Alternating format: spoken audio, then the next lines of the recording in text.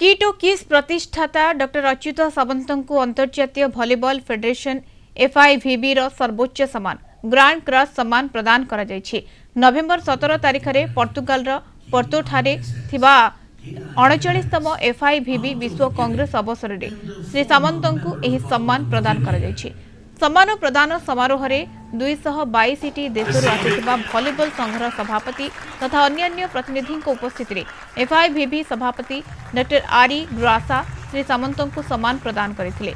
ए अवसर में उपस्थित 222 देशर वॉलीबॉल संघर मुख्य माने श्री सामंत कार्यर भूयसी प्रशंसा करथिले।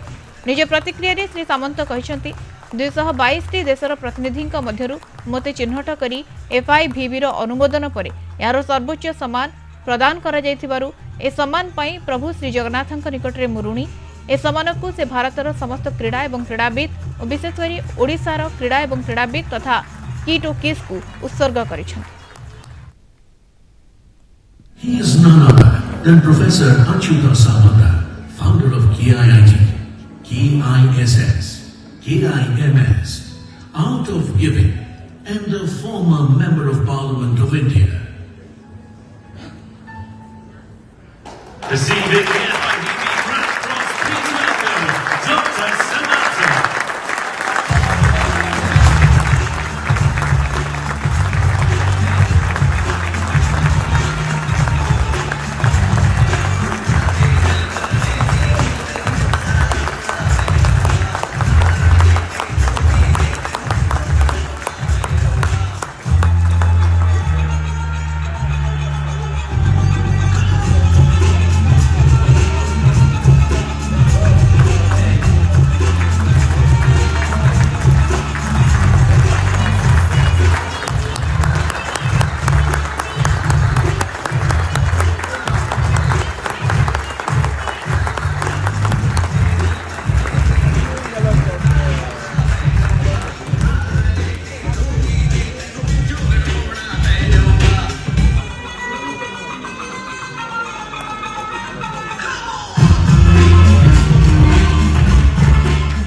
समस्त मोर नमस्कार।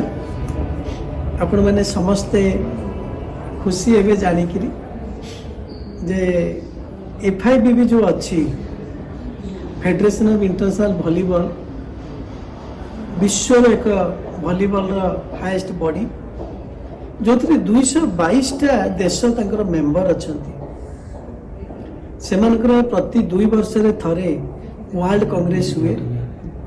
ए वर्ष मध्य वर्ल्ड कांग्रेस हेची पोर्तुगाल ले मते स्पेशल गेस्ट करके डाकी थे एवं मते बहुत खुशी लगिला जे 222टा कंट्री रो रिप्रेजेंटेटिव समस्ते उपस्थित थिले।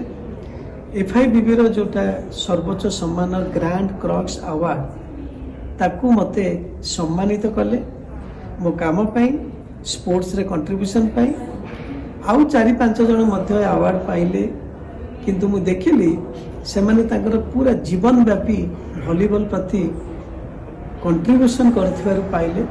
मु एकमात्र व्यक्ति सारा पृथ्वी भितर भारतर ए सम्मानटी पाइली मोर जीवन व्यापी साधना पाई काम पाई स्पोर्ट्स प्रति मोर जो योगदान पाई। तेणु अवार्ड टी को मु भारतर जो मैंने स्पोर्ट्स फेटर्निटी अच्छी उत्सर्गित करुच्ची।